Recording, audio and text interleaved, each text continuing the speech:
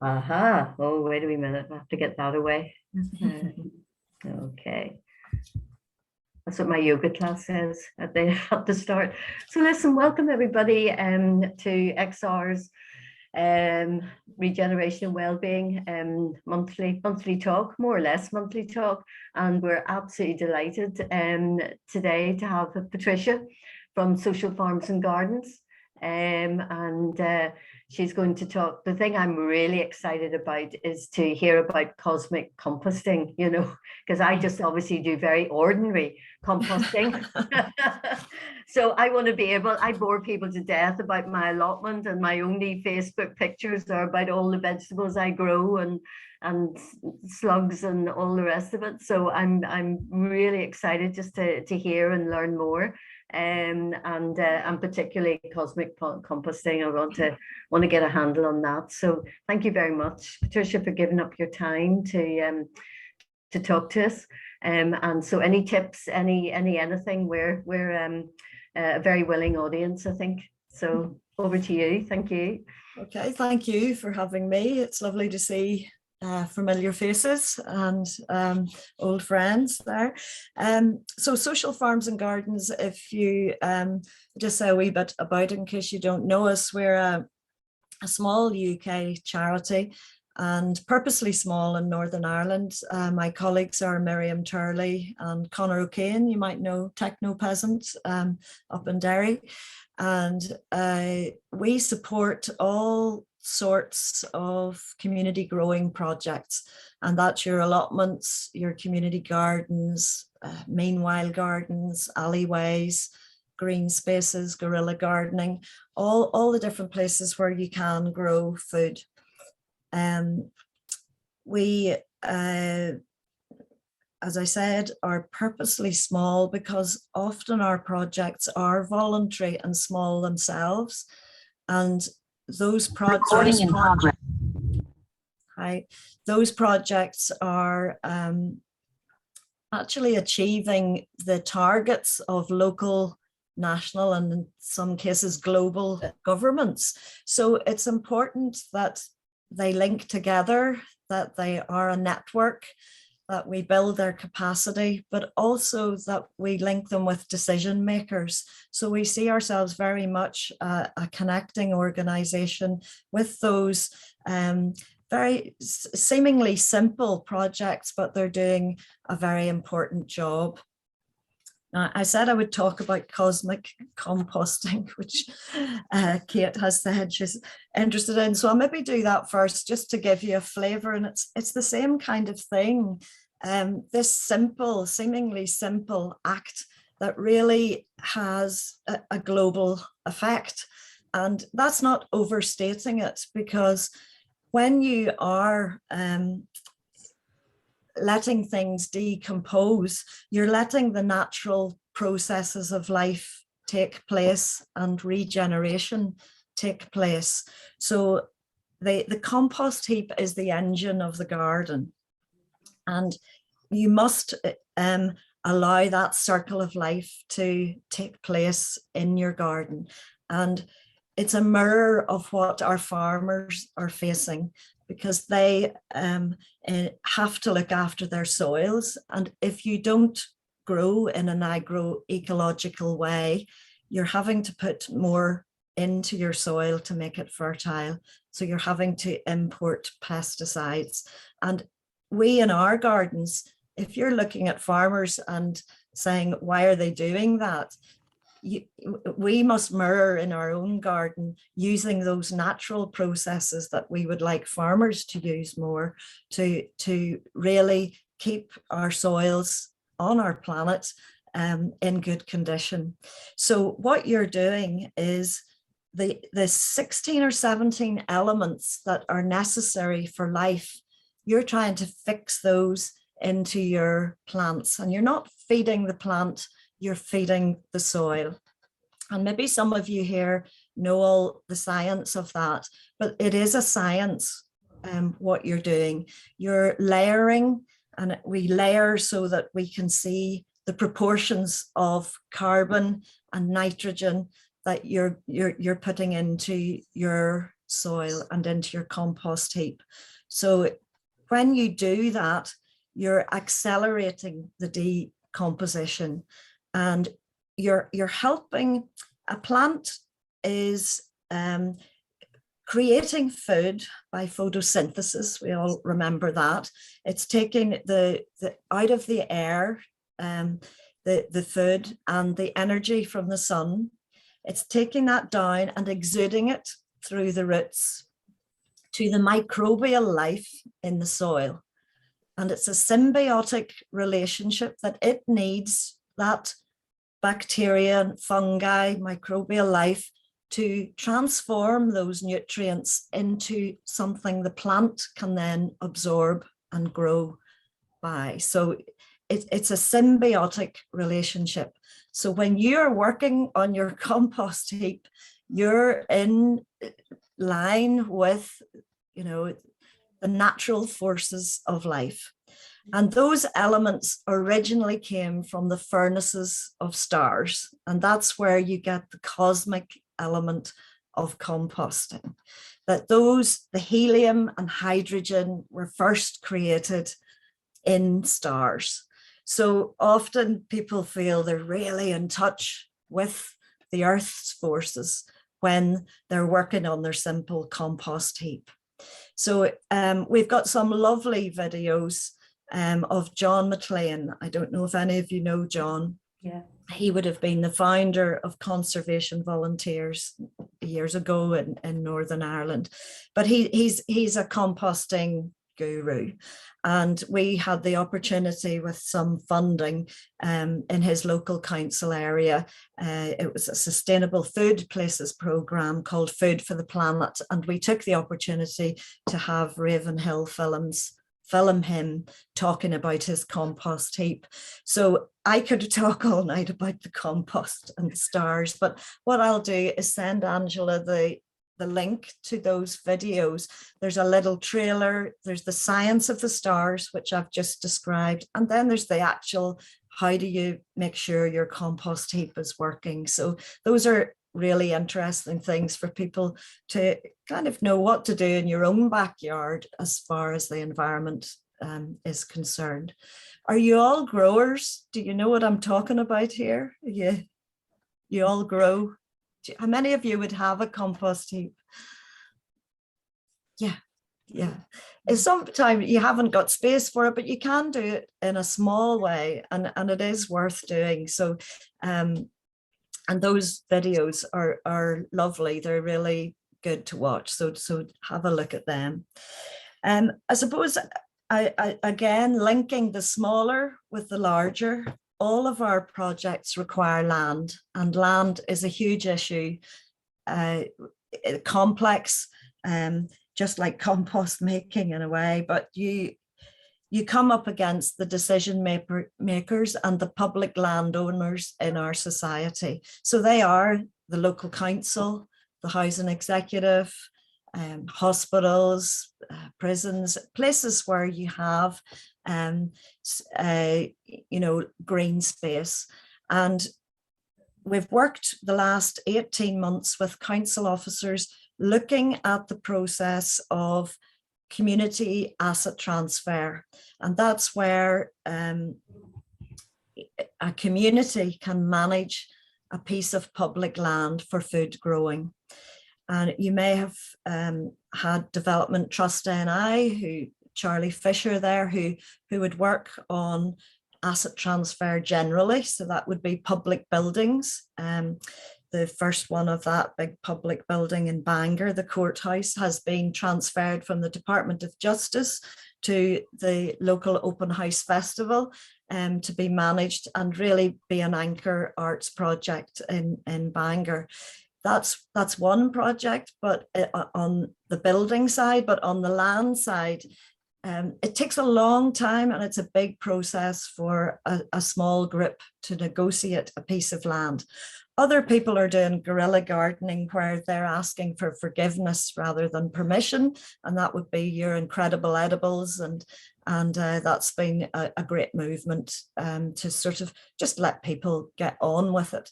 But for asset transfer, or sometimes you just have to watch those negotiations that the community isn't being given something that's a problem, contaminated land or something that is not going to be suitable for growing. So it has to be a parallel process, something that's useful to the community and something that's surplus to the public body.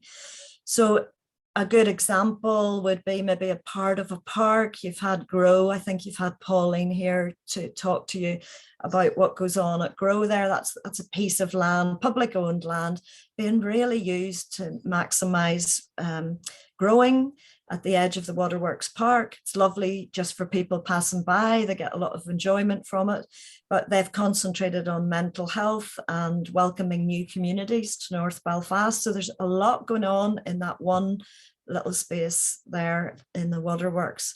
Then in Clough-Mills, if you've seen or heard of that project, where you have a community association who has taken one site and worked with it, developed it, and then moved to a larger site. They've showed that they're able to manage a piece of land, and they've ended up on the mill site in Clough-Mills, where they have a riverside site, and they put, and this is where it wouldn't be in the strategy of a council or a government department. They've put a Mongolian yurt as their covered indoor space with a wood burner, and made a really must go to venue for the local area and Northern Ireland, and have acquired all the outbuildings now and have a men's shed and a community fridge and a library of things that they can lend out to the community. They have a compost toilet. They've just a real flagship project there, and it helps them that they have a council officer as a volunteer, Declan Donnelly, there in that community association, because the negotiation with the council is complex, and that's what we would like to make, that process easier for communities and really oil the wheels of that. Also comes into that is mapping local land that is available, and you can go down a big rabbit hole with mapping, as you can imagine. It's a complex and changing thing. So councils have their land registry type maps, but it's not open and accessible to all of us. So in England, there has been a development called Land Explorer, which is an open source. You know what I mean by open source, that people can access it and add to it, pin their project on the map and that type of thing. So we'd love to get Land Explorer to come to be available in Northern Ireland. And there was a project there in Lambeth that we really liked, that was a social responsibility project by a software developer who had an app that you could go around your local community and map the green spaces, the gap sites and places in the community that were possible for food growing. So there's lots of initiatives, and the Urban Agriculture Consortium is a consortium that we're part of, and they're looking at urban and peri-urban growing. And some people actually, sort of, you're never going to feed a city with the land in the city boundary, but you're connecting people with food growing. And you will grow a lot of more food per acre, if you like, within the city, because it's different type of growing. It's concentrated. It's probably done as a community initiative with other benefits going on, but that growing is helping with the disconnect that there is between people and citizens and their food. And you've maybe had this discussion before, that our producers in Northern Ireland, our farmers, are very disconnected with the citizens who are actually the consumers of the food. So we don't, from the studies that have been done, we think that disconnect has to be addressed, because for farmers, as we saw in the climate bill, we're looking at, fair transition or just transition for farmers. We have to make that connection with them. Some farmers are doing it. They're experimenting with agro-ecological regenerative practices. And that's where they're working with nature. They're regenerating their soil as they're growing. They're returning to traditional methods of agriculture, but maybe in a smart fashion. We've got Source Grow, you may have heard of, is a project, a platform where chefs and restaurants and hotels can say what they're going to need, and smaller, more local growers can say when they can provide it. I can provide, onions during July, but that's just July. Someone else can maybe provide in August. And so you can develop a sort of platform where smaller producers can do a grouping together to provide the catering industry, and they use one van. So that one van goes to those smaller producers. So you've just got one van going into the city with all the smaller producers' produce. So we are ahead a bit with that. That came out of that's Helen Keyes, who also is a great flax grower, and she has created that Source Grow. And Miriam and I have just completed a project with Beth Bell and Sinead Fury from the Ulster University, food poverty expert for Belfast City Council. And in that study of how Belfast would make an action plan on sustainable food, we looked at Birmingham, and one of the things they talked about was creating something like that. And we were quite proud to say, we've already got a small project doing that. So there's lots of innovation in Northern Ireland. We found a lot of energy around sustainable food in Belfast City in that study, but it needs connected. It all needs connected together, and it's going to require all of our experts coming together to change the food system for the future and make it more sustainable. The small projects like encouraging composting, or we also did a seed saving project, and Connor led that, and that was called Food Security Through Seed Saving and Exchange. And that sounds very grand, but seed saving is a political act, because really all our seeds are owned by 4 big seed companies. And if you get that sort of control, you lose the heritage seeds and you lose the ability to be resilient, because those seeds that you buy in B&Q or other outlets are not for seed saving. You need to buy open pollinated seeds, and you get that in certain places where they're growing and making their own seed, and then they're selling it to you, but then you can also save your seed. And it's something, another video that I could send you, Angela, to share from Connor on the importance of the simple, again, a very simple act, but it has a powerful impact to save your own seed. And it's such a beautiful thing to do. We're all so busy that it's hard to get time to do these things, but if we can slow down and address those ourselves, and you understand then what our growers and producers are facing when they are trying to be self-sustaining and regenerative in their practice. Is that enough? Would you like to ask me questions, or should I? It would be good just to open it to questions for a little bit, but I imagine some of our questions will hopefully get some more talking information from you. Okay. Yeah. Okay. That's great, Patricia. You're giving a lot of food for thought. Literally. Sorry for the pun. Don't know.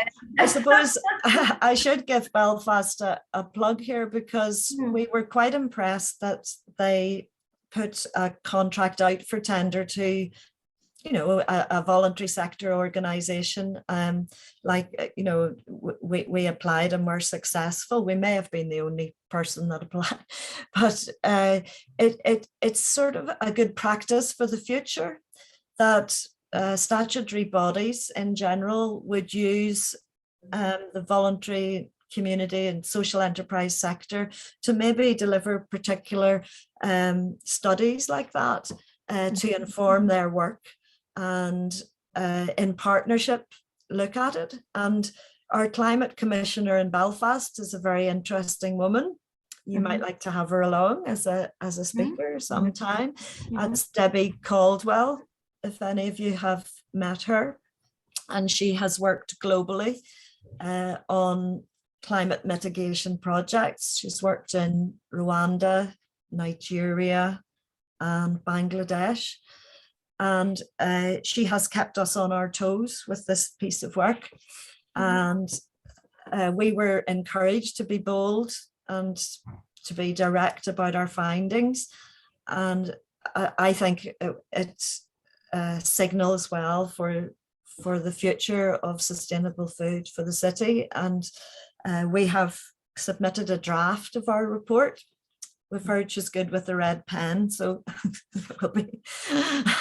But it's 100 pages long, and it covers all aspects of food in Belfast, and involved us interviewing everybody involved with food. So there was 40 plus interviews. So those were extremely interesting and concerning at the same time. And we've got the farmers are talking about the problems of the price of feed, fertilizer and fuel. And it's the worst of times for them. And but it may be the best of times to grasp the opportunity to look at other ways of growing and make the transition, but it will have to be in a supported way. And so it was a privilege to have a look across the whole system and see if we can navigate. I think everybody agreed in shorter supply chains right across the board. So that comes to procurement in our schools and hospitals and prisons, and trying to make sure that as much as possible it's local food on local plates. Yeah, I think that's a great local food and local plates. So really like that as a rallying cry or something like that. Has anybody any questions that are springing to mind? Yeah. Hi, Patricia, that was fascinating. So I do want you to keep going, but just two quick things. First of all, I have to say, because you mentioned that about hospitals, I had a recent experience with my sister in hospital, you know, with COVID and after effects, and I was so appalled at the food that she was being given as someone who was very ill and recovering. I mean, it was like a kind of recipe for getting sick. Never mind when you were sick, but anyway, I know this isn't the focus for tonight, but it just appalled me that has not changed. It's contracted out. The quality, it's obviously the dregs of what can be bought in a supermarket, basically. But anyway, what I wanted to ask you vis-a-vis all your work, which sounds really fascinating, is what sort of what's the expansion? How, from like 5 or 10 years ago, what do you think the change is in terms of that interest in, the sustainable social gardens and farming and stuff? Well, over lockdown, I mean, it really just expanded many times, and the interest in outdoor activities and growing and being at home more, people digging up their lawns or on an individual basis, and also just people being more aware of their local area and the spaces within them. So it is a growing, if that's not a pun, sector, and we think there's potential. There's all sorts of community supported agriculture and connecting the community with, you've maybe heard of those sorts of projects where they're small producers, but you're ordering ahead and you're maybe investing in the farm and ahead of the harvest, and you're a bit more involved in the growing. So those kinds of projects are very, very much to the fore in Wales, and we would expect them to become more here. You know, you can sort of see a trend. Wales have a great Health and Wellbeing Future Generations Act that has helped a lot of policies to be forwarded, and we'd hope that our climate bill here might help in that regard. When you talked about the hospital there, Annie, I mean, when you talk about procurement, we need procurement to be broken up, because if it's a huge big contract, the smaller growers can't really, you know, tender for that. Where if those contracts are split down to local level, and that would be the way to go with those procurement policies to try to cut. And I must say that DAERA are looking at that in their own food policy. That has come out of it, so it's encouraging. Right. Any more questions? Yes, Stephen.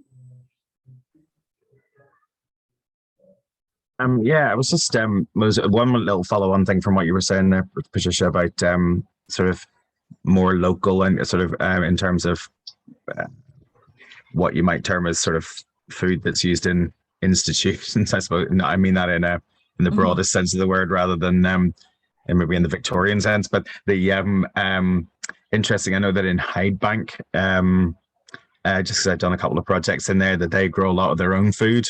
And that's then used for, you know, the actual for the inmates to as part of their diet, but also then they have a I don't know if it's still there since COVID, but for people visiting Hyde Bank, they actually have and the staff eat in a cafeteria, a cafe, which again is largely the food coming from what's being grown on site, which is pretty cool, isn't it? I mean, it seems like quite a you know, renewable system there.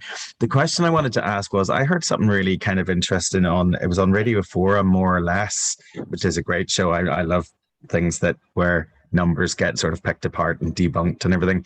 And they were talking about the carbon footprint of food. And my sort of, it's what you were saying about local food on local plates. My thing whenever I would be looking at what's a good thing to buy would always be the least distance traveled, you know.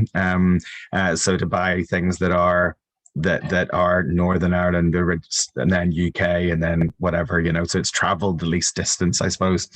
But then they were saying on this program that in fact, you know, the carbon footprint of food is as much to do with how it's produced as how far it's traveled. And in fact, you can get something that was, you know, grown in Greece that has a smaller carbon footprint than some things that are farmed in the UK, or some things that are grown in the UK, because of just how it's made, how it's grown, all that kind of thing. Now I know the kind of the you know, if you're talking about stuff that's grown on an allotment or something, I mean, that's going to be a very low, you know, kind of a very low carbon intensive kind of way. But I suppose if you're talking about, say, people that maybe are buying their groceries routinely in a supermarket, how do you think is the best way to try and keep track of you know, the impact of the food you're buying? Say if people that maybe aren't necessarily in a position to be buying it directly from a producer. Yeah, I mean, it's a difficult calculation, but I think food that comes from across the world, often it's not just even the fuel, it's the refrigeration of that journey and the packaging and the looking after it, you know, it is also added in there. And there's a sort of a hidden environmental impact to it, and it's never fully costed out. I don't think. Carbon farming, carbon farming, can't remember which way around their name is, but they're good on that type of thing. But obviously something that can be harvested in the hinterland in Belfast and be in a shop or a market that day is so nutritious for human beings. You know, it's a different product from something that's traveled far. And even vegetarians, which I try to be myself, but there are sometimes if you're somewhere and you're thinking it's probably better to eat the local lamb than the, you know, an avocado that's come right across the world, you know, that you're weighing that up all the time, that you can get very, very, very sustainably produced meat, local meat here, and you have to weigh up where we're getting our nutrients from. That's a whole different other debate. It's another debate. Yeah, I'm a vegetarian. I'm not sure, no matter how nutritious, how locally grown the meat was, I wouldn't be eating it. but I take the point though. The comparison, yeah, definitely. No, I do try to buy my veg in.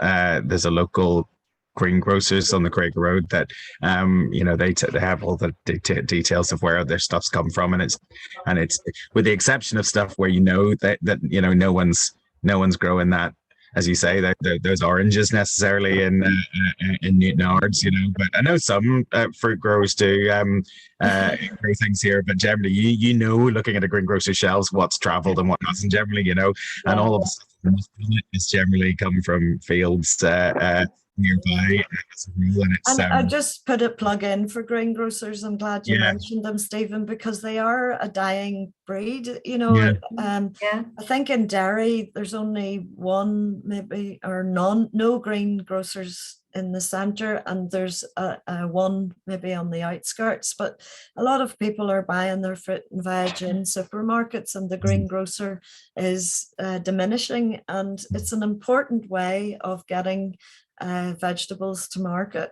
And we did have one greengrocer, I'll put a plug in for him, on the, is he CJ Foods on the Lisburn Road? Yes, that's it. And he came to our food event as part of the work with Belfast City Council. So they're interested in finding out, you know, the different initiatives to help and support locally grown vegetables.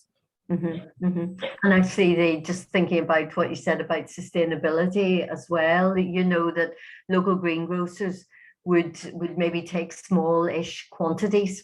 You know, they're not looking for huge quantities. Because I know some of them took locally grown mushrooms and things like that, and people were just really buying as many and as much as they could. I was interested in what you said about the seeds, because for the first time earlier on this year I heard about an organization called Seed Savers. Yes. And I sent for their seeds, and actually they tell you how you can save your seeds, because some seeds are very easy to save and others require a little bit more knowledge and also work, you know, to get them into a good, you know, good condition, etc. So I'm going to try saving a few of those now.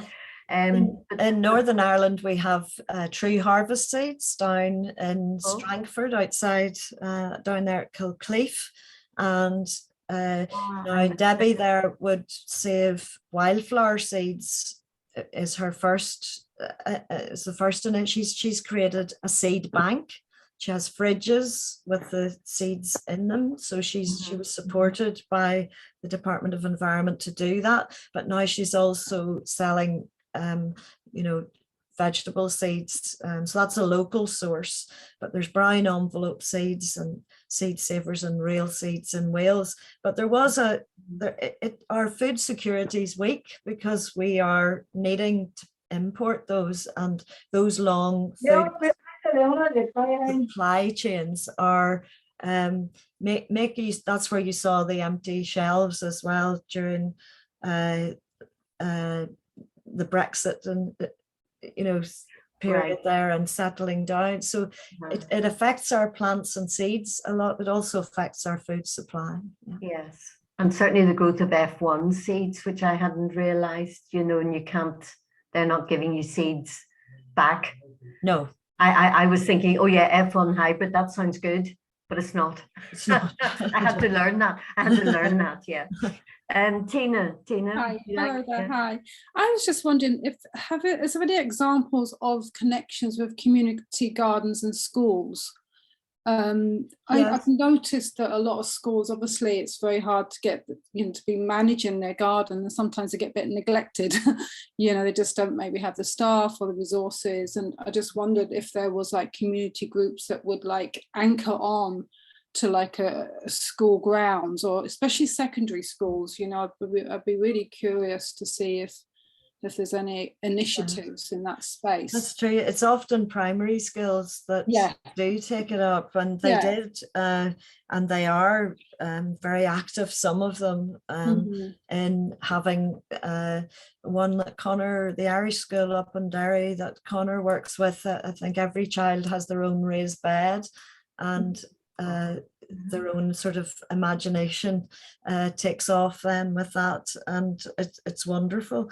But I don't know so much about secondary schools, and I think sometimes it's down to the time for the teachers, and also the summer holidays come along, and the harvest is over that period. That's why I was just wondering if there was like a community garden, then could anchor onto it, so they would be the manager, and then they could come in, and it's sort of integrated in.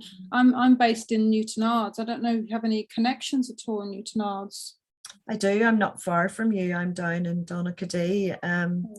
In Newtonards, interestingly enough, there's an initiative for a social supermarket, which is have you heard of social supermarkets? I haven't, but I know there's the Lidl just down the road, that's empty, and I'm just wondering if it's that space. Well, I think that the social supermarket is where someone can be referred to go to buy their food, and it's getting away from the food bank idea, and there's that everybody has the right to food. So their food is collected, surplus food is collected and taken to the social supermarket. In this case in Newtonards, they're actually pricing it, and you would know that you're getting £30 worth of food, but then you don't pay £30, you maybe pay £3. You're paying a percentage for that food.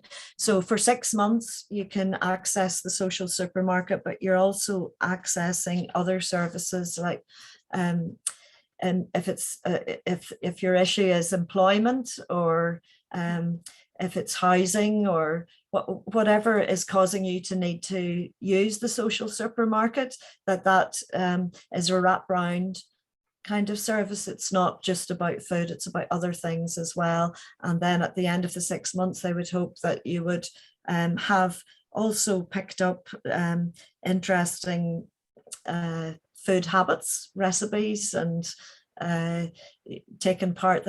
What they would do if the food was there and not being used, they would cook it and make it into meals as well. So it's a good project in Newtonards. School wise, I'd have to talk to you again about that, Tina, and see about schools, but there is an interesting asset transfer of a small piece of forest in Newtonards to a small community group, and that's beside where the old leisure centre used to be. Right, yes, Great. I'd be very interested in that. Very interested. And I love that way of connecting people and land and interest and everything. Yes. Any more questions coming? Ian has his digital hand up there. Oh, okay. Ian, go ahead. Hi. Firstly, it's lovely to be here. It's not my first time listening to one of these talks, but I'm something of a newcomer, and they're very interesting. My question kind of got partly answered in the last one. and I don't know if it's within what your organization does, but I've just wondered about when this food is produced sustainably, where does it go to? Are we talking community distribution, food collective? You mentioned the social supermarket. I mean, what are the ways of distributing the food once it's done? Or are we talking small producers then selling it commercially? I mean, are there issues there, or what's the kind of projects that are working in Northern Ireland for doing that? It's a mix, Ian. It's, you know, allotments are obviously people are growing, they have their own plot and it's for themselves, but it is often shared, and there's often a community within an allotment site. So there's a lot of plants shared, and the glut, if you like, that comes at the harvest time would be shared. And then there's community gardens where more communal growing is going on, and that food belongs to kind of everybody, and it's shared in a different way. And there's more social and more community management of a community growing site. And then you get smaller or larger community gardens that decide to sell their produce in some way and begin a kind of an enterprise of some sort or other.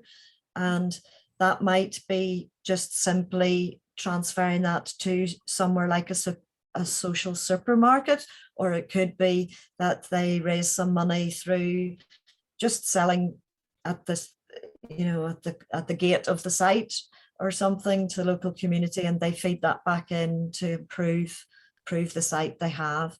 So a lot are that small community type of initiative. Then you get the smaller producers who maybe are producing microgreens and herbs and those kind of things, and they are our producers that do need support to get their produce to market and make it a viable endeavor. Does that answer your question? It does, yes. Thank you very much. Yeah, great. Any more?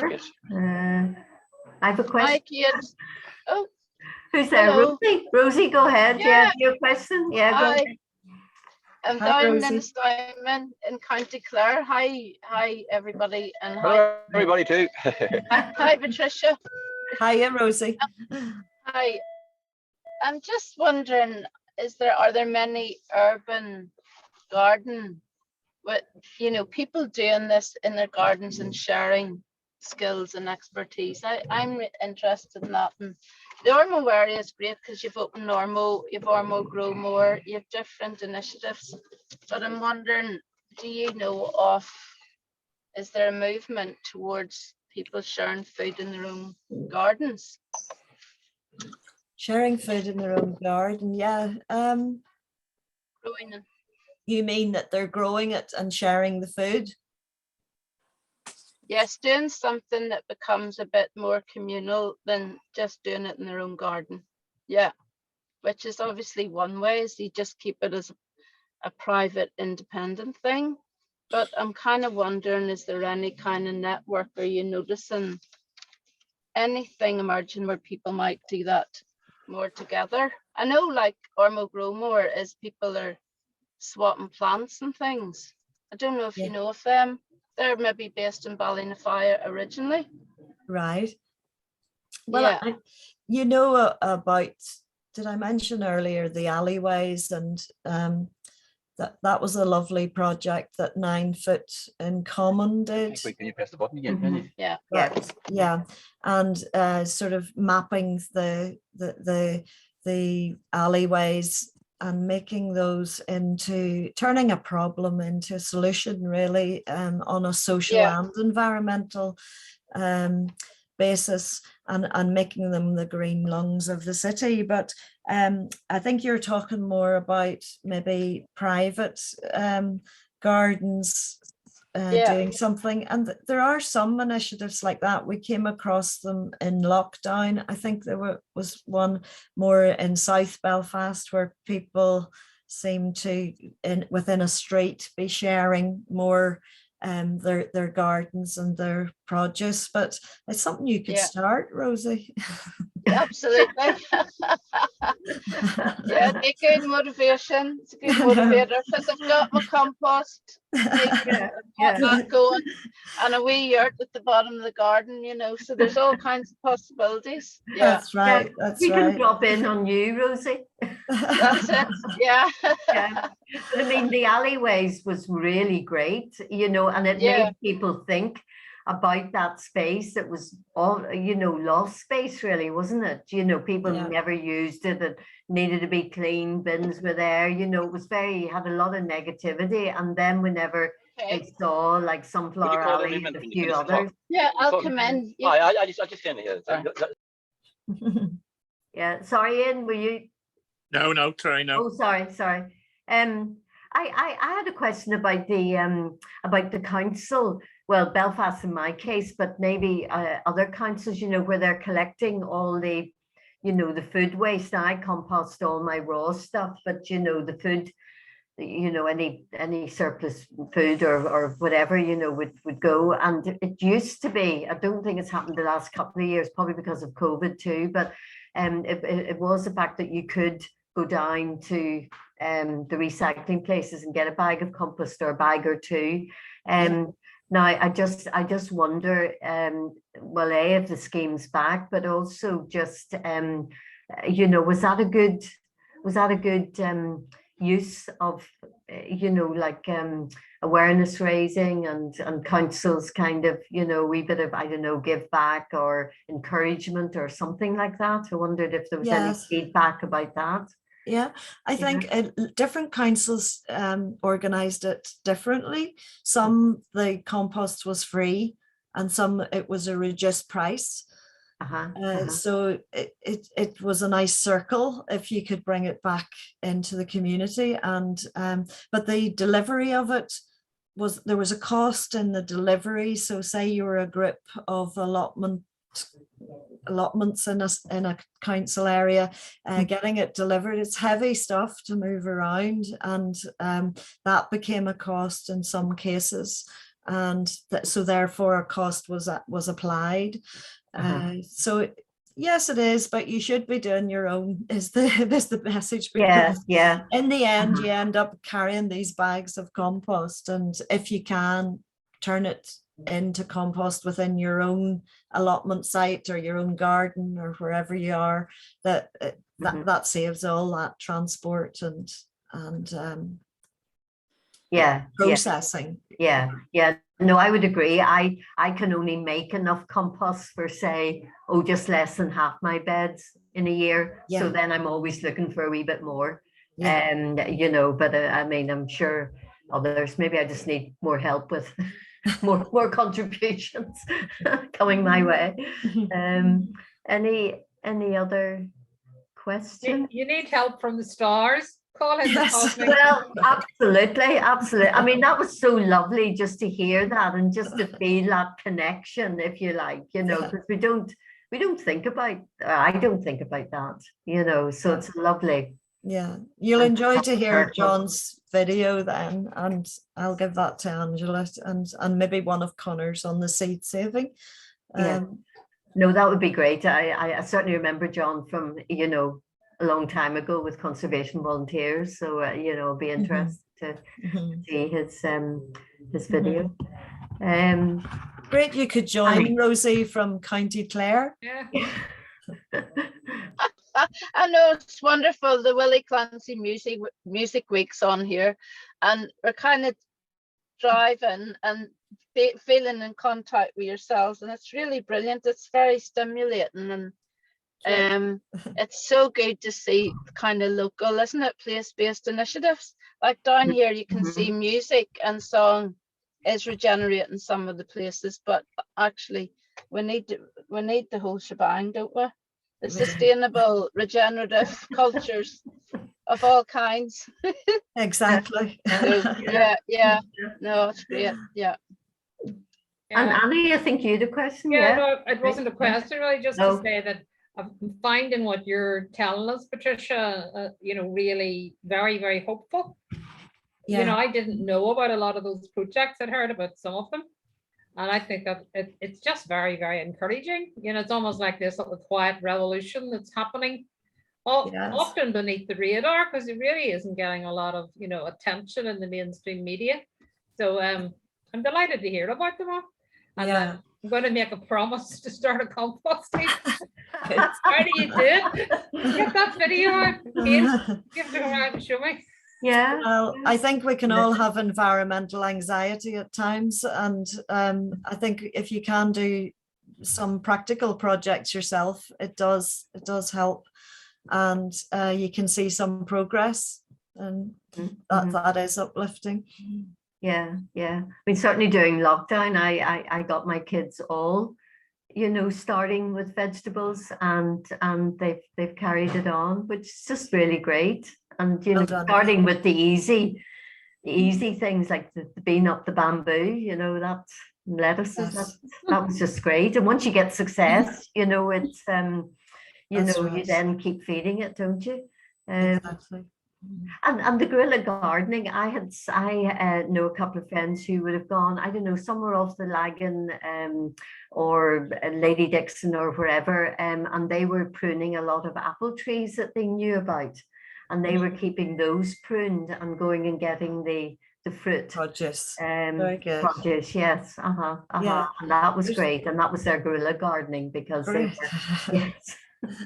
There has been some orchards, community orchards, that are in Derry. They tried to plant them, and Rosie might be interested. It was more of a private garden initiative, that they were planted in a community in different gardens, and then those could be propagated from each other in future, to provide different varieties of apples and fruit bushes. So those were successful, initiatives. Yeah. Patricia, I'm just Yeah. thinking as well, sometimes I work as a therapist in the garden doing like more eco Yes. approach to therapy, and I'm thinking actually growing things or having a plant for a client or whatever, getting people into growing again, that is a brilliant therapeutic thing as well, isn't it? For many of us. Yes. And to link those things in a way, it's all this reconnecting things that have come apart that need to be reconnected, I think, because that's such a resource for any of us, but especially if someone's going through loss. To grow something, it's the most natural thing, but sometimes we lose that impulse. But if you have that around you and you see that, so I'm just kind of connecting to that and thinking of other ways I could do therapy and therapy training, including There's a whole or whatever. Social and therapeutic horticulture would be the other side of our organization. The social farms and care farms would do that more, but it is done within gardens as well. And there is a lack of trainers here, Rosie, in that. It would be something interesting. I think the only course in it was in Coventry University, that Thrive run. And there is a woman in Blossoms in Larne who did that a long time ago, and they would do training for ambulance drivers and people that have stressful jobs within our public sector, have benefited from some of that social and therapeutic horticulture. And we are lacking in trainers, Rosie, so there's there's a second project you've given her. Oh, another wee thing to do. Another wee thing. And Stephen, thanks for your chat there. Stephen has put the word out that he's got cooker and eaters in terms of apples. So, yeah, we have like a little cottage industry here in sort of September, October, because we planted these trees when we sort of the year after we moved into this house, and now they are, way more than we can use, so we give them away to anyone that can come and get them, but we also give them to Dervla Reynolds at the Cultured Kitchen as well. She turns them into cider vinegar and all manner of great things. So so I take bags round to her, and she does all the fermented food stuff. So that's brilliant. It's based in the vault, but anyone that can come and get as many as they like. So I'll put it up on Facebook.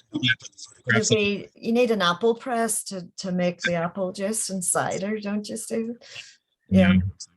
That'd be good. That'd be good to Brilliant. map. Do you see, like when someone has an abundance in their own garden, to be able to map that, so then people can say, right, and when the actual produce would be available, do you know, which would be So people could order stuff, at different times. You're right, Tina. Yeah.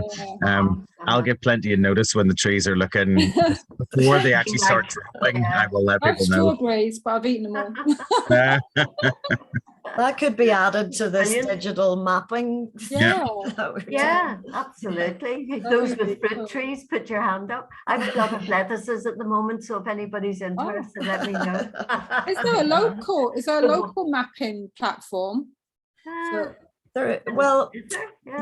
has been Take Back the City. Is that right? People heard of that? Okay.